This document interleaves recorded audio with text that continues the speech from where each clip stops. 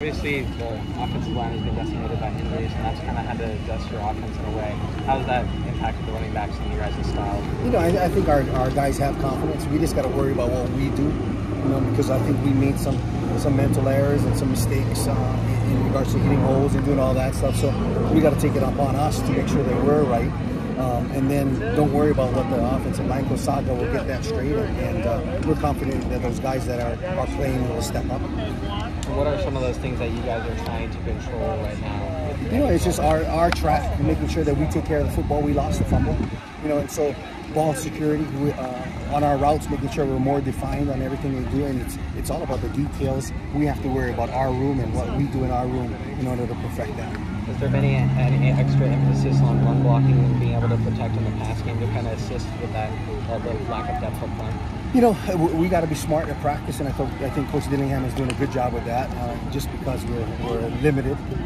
But I think our game plan, what we put in, I think we're very confident with that, and I think that's not only the O-line, you know, perimeter blocking, we blocking outside, we running routes in space. All of those things have to be taken care of from a detail standpoint. It seems like the offense has been kind of open up with, especially this year, with like more passing involved with the running backs. Just how have they been able to adjust so well to where they can be used out in the slot and in the backfield as well? Absolutely. You know, I recruit guys that are athletes that can catch the football. I think that's one of the main things that when I look for a running back or a recruit running back, they have to be able to catch the ball with that. I think that's a huge weapon. If you look back at all the running backs that we've had, they've been very efficient out there in passing, and so any backs that we recruited or the backs that are here, I feel comfortable with them out in space.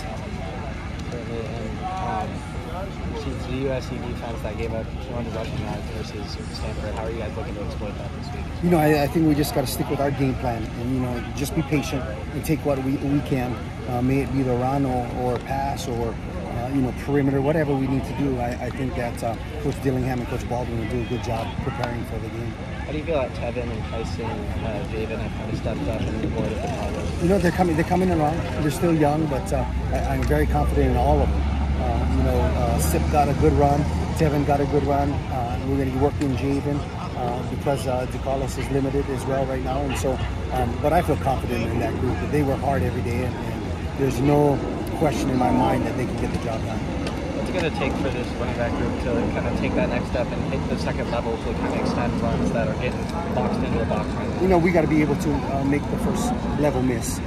We have to have the ability to make you miss, and you know, make sure that we are one cut getting vertical, not dancing around, and then they're all big body guys, and so making sure that we are physical with our runs. Okay. Thanks, Rich. In what ways, as you see it, do some of the struggles with trying to gain traction impact some aspects of the passing attack, play action concepts, especially trying to get those things open vertical in the field? Sure. You know, then there's two philosophies. You know, you run the ball in order to pass the ball, or you pass the ball in order to open the run. I think we got to be efficient no matter what philosophy we choose for that week. If it's running the football and play action coming off of that, we have to be efficient running the football on first down and staying ahead of the change. And I think Coach Dillingham and Coach Baldwin know that's the case. And no matter if it's passing, opening it up and spreading it out and passing to open up the run, or you know, running the ball to open up the pass, I think that we have a good plan coming in for what USC is going to give us. And I know that Coach Baldwin and Coach Kenny will do a good job staying on those things. And that getting vertical mindset has kind of been talked about by the backs throughout. I'm curious, is that part of trying to make sure that they don't try to do too much, so there's less negative plays in that regard going backward, and they're trying to just try 3 to 4 yards on first and second down? Is that part of them? Absolutely. You know, you're getting vertical, making sure we have good body lean. So those 3-4 yards now turn to 6-7 yards, right?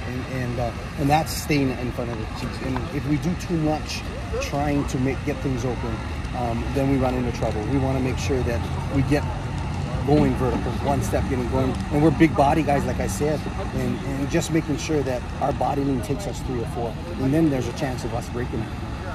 And obviously with the quarterback situation, kind of goes from potentially needing Hunter Herrera to step in for some stuff. Seems fortunately Drew and Trenton are going to be out there. I'm curious now, you know, with them back, but also multiple quarterbacks having played. How does that sort of impact your room at all in terms of continuity or chemistry? And that's a good question. You know, there's always continuity when there's the same guys. You know, it's continuity with coaching staffs, continuity with O-line. You know, we just need to worry about what we do in our room and let the quarterbacks worry what they do, and then the line do it. And if we all do our job to a detail, then I think that continuity, there's an expectation from each of the groups. And so I think that helps as well.